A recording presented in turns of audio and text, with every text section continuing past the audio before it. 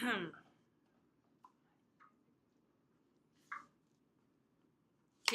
one. Jeremy, ready? Yeah. 1, 2, go. Good evening, Miss Low and fellow students. Today, I'm going to talk about a topic that we can all relate to, something that all might share in common. Let me ask you this question. When was the last time you spent the night rushing for an assignment and had to wake up way early for school? Well, that was me last night, trying to finish an assignment. I had till 4 a.m. to do it, and worse still, I have to wake up for 8 a.m. lecture because there was no webcast. Well, I'm sure that most of you have gone into this kind of situation, and in times like this, I, or the majority of us, might turn to our best friend for help. Unlike any others, this friend is special. This friend can be eaten, or even can be drank. Okay, there have been many studies singing praises about this friend and how it's able to benefit us. But to what extent do we really know about this friend? By now, I'm sure that most of you would have assumed that this acquaintance of ours is not an actual person. It is in fact a substance whereby most of us, students, adults, and even athletes, consume. Well, this substance that I'm talking about is none other than caffeine. In this speech, I'm going to talk about how caffeine works and the positive and negative effects of it. To start off, what is caffeine? How does it keep us awake? Well, first, it's a white and bitter substance that's derived from seeds, leaves, and plants, and fruits from different plants. When consumed, caffeine travels into our bloodstream and enters our brain. In our brains, it intercepts adenosine. Adenosine. It's a compound that actually causes the coma effect that usually makes us sleepy. What the brain does is that it absorbs caffeine and it kicks our brain into high gear, hence delaying the onset of fatigue, sleepiness. Well, other than the anti-slumber effects of caffeine, there are many other effects that it could benefit us. First of all, when consumed in regulated amount, it stimulates neural activity and hence increasing our mental capacity for more work. Therefore, we have more attention.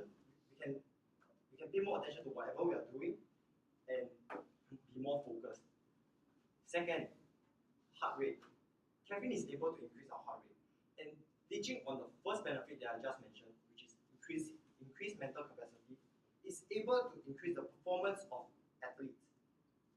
Consumed in the form of sports drink, energy gel, and supplement tablets, it could allow them to train harder and even longer when nearing to competition periods.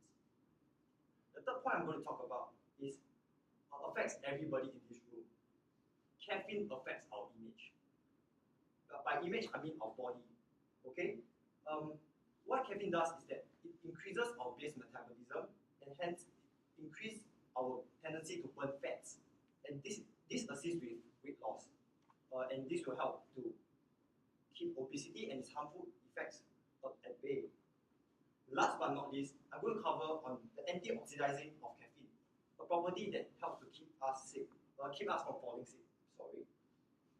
Backed by Dr. Carlo, when taken in the form of coffee or tea, caffeine is able to neutralize free radicals, which causes diseases like cancer, diabetes, or even Alzheimer's disease. However, there does exist a downside to caffeine. If a person who lives on coffee would increase his natural tolerance to caffeine, and hence he would require a heavier dosage of caffeine to derive the same stimulatory effects which he did previously. There are instances where people try to keep the habit and they go cold turkey, but they experience withdrawal symptoms like headaches, muscle aches, and even feelings of depression. Although caffeine comes with more benefits than drawbacks, one should always be aware of his or her daily dosage. Doctors around the world recommend that one should limit him or herself to 200 to 300 milligrams of caffeine each day. In terms of coffee, 2 to 3 cups. From student to student, I can tell you that caffeine is not the only solution to keep your eyelids wide open. Power naps, cold shower are some of the many alternatives that you can adopt to give your brains a jolt. I hope this speech on caffeine is of some use to you, and the next time time when you are about to pick up that second cup of coffee, I hope that you know what it is and isn't doing to you. With that, I'd like